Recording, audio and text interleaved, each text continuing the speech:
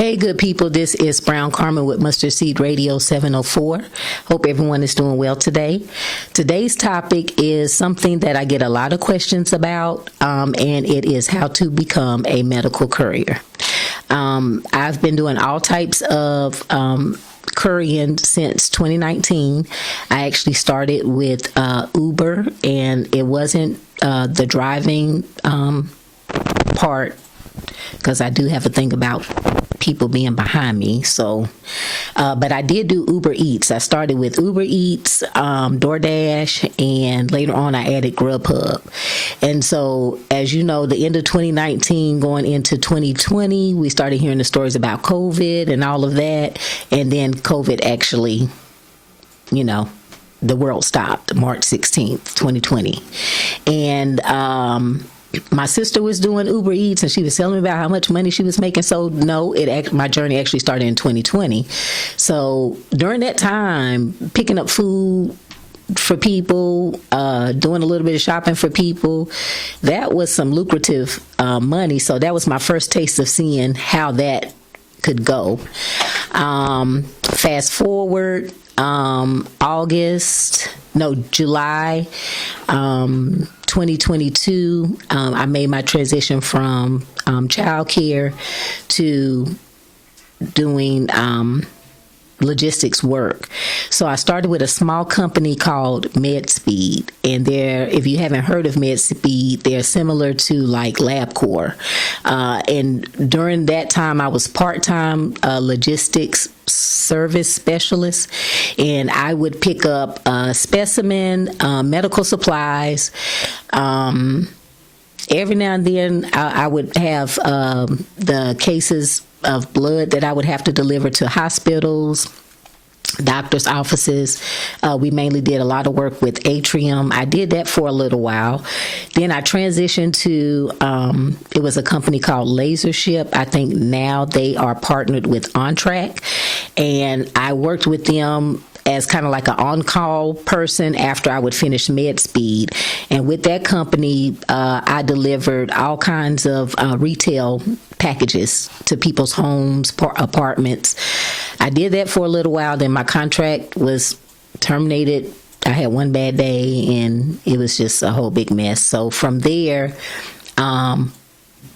in between that time, I started doing Amazon Flex. I still do Amazon Flex to fill in the gaps between the times that I don't have steady work. Because medical couriering, it can be an up and down job depending on where you are in the state. Some states are busier than others. So I would say if you want to become a medical courier, check into your state, see how your state is doing as far as that type of work. I followed a few people. They helped get me started, and I would like to give them a shout out. Sean in Town on YouTube. Boss Up with K, that's K-A-E. And on TikTok, she was introduced to us through Sean in Town. I was on his group on Facebook, the Courier Chick.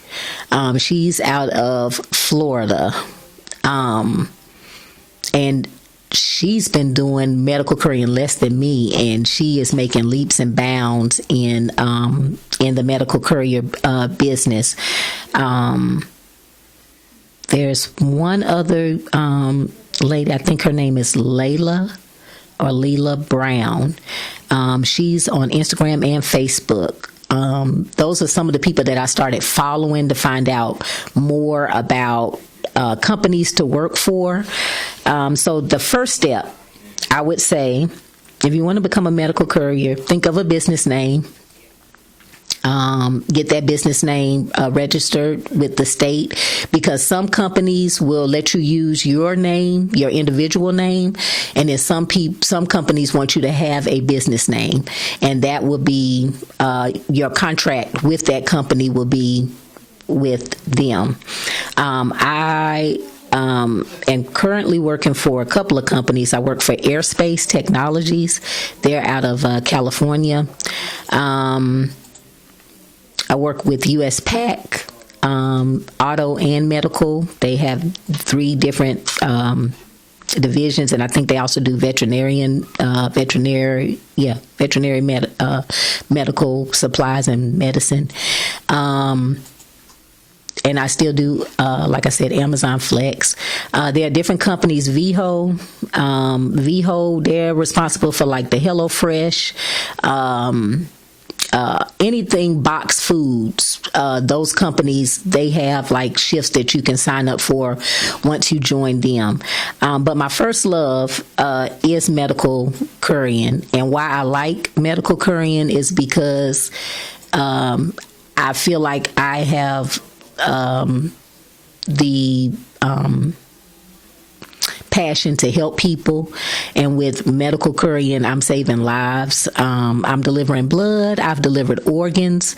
The number one organ that I deliver, that I have been delivering, is kidneys. I've done everything from kidneys. I've done a heart valve. I've done eyeballs. Just all type of things. Medical couriering, medical supplies. I've traveled from here to as far as Kentucky, and soon I will be transitioning to another state to do logistics work. But it has been a wonderful experience to do medical couriering. You learn so many things. You have to. I'm going to go into things you need to think about if you're going to go into medical couriering. You have to follow HIPAA laws, the privacy, patient privacy. Even when we're taking photos for different companies, we have to follow those policies and procedures. If you want to get more money, I would suggest you get your commercial driver's license, CDL, and get the hazmat endorsement. That hazmat endorsement will open you up to higher paying jobs, to hospitals, and for different companies. One company that I missed out on, it would be transport and generators. So you have to have that certification, that type of certification to get on with those type companies.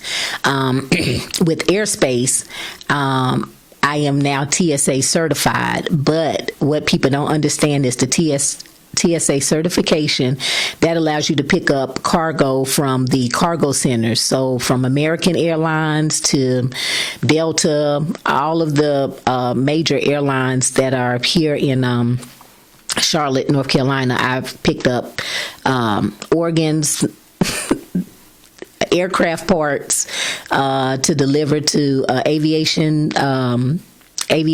centers. That TSA certification will get you there.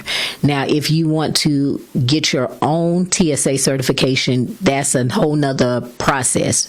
So I would like for people to understand that once you get your TSA certification is linked to that company, unless you register your business and create your own TSA packet and get it approved through TSA to have your own number. And that will also get you higher paying jobs, having that TSA certification. One of the biggest things I would like to say, if you're going to go into anything logistics, is be prepared for different types of communication. Everybody does not communicate well. Things get lost in the sauce. And have your head on straight. No matter what's going on, keep that lines of communication as professional as you can, because people talk from place to place. Make sure when you first start, you might not get a lot of high paying jobs, and that turns people off. But you have to keep in the back of your mind that if I do this low paying job, most of the time they're trying to see how you're going to complete that job. If you complete that job in a great way, then they'll start to gradually move you up. So I think sometimes when people start stuff, they just automatically say, I'm getting in this because I heard it's for the money. Yes, the money comes, but you have to put the work in. And I think that's with anything. And a lot of people fail to realize that.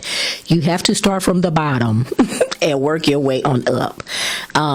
Your work ethic travels. Once people see, sometimes you might be identified by a driver number, or you might be identified by your name, but most people, once they see, this person, they know what they do. I don't have to talk to them a lot. They can get the jobs completed in a timely manner. They will keep offering you jobs. They will just keep offering you jobs. They will call you. There are some nights I get calls in the middle of the night. Can you complete a job from here to there? And you have to be prepared for your income to change, because there are times where things are slow. January is a slow time. If you talking about clothing, merchandise, retail, sometimes July is a slow month. So you have to prepare yourself. If you're getting a lot of money here, put some of that money aside so that you have some money to help you through the slow months. And never stick to one area of couriering. I still do Uber Eats, not as much, but I still do it. Amazon. I've been doing it a lot lately, but sometimes not as much. So you just have to prepare yourself. Sean in Town recommended you have 15 to 25 companies that you're signed up for. That might seem like a lot, but it helps out if you want a steady flow of income. So, I hope this has helped someone. If you would like more information, you can reach out to me at mustardseedradio704@gmail.com. You can find me on LinkedIn under Brown Carmen. That's BROWNE. You can also connect with me on Instagram and YouTube under Mustard Seed Radio _704. And as always, be great always and pay it forward as often as you can.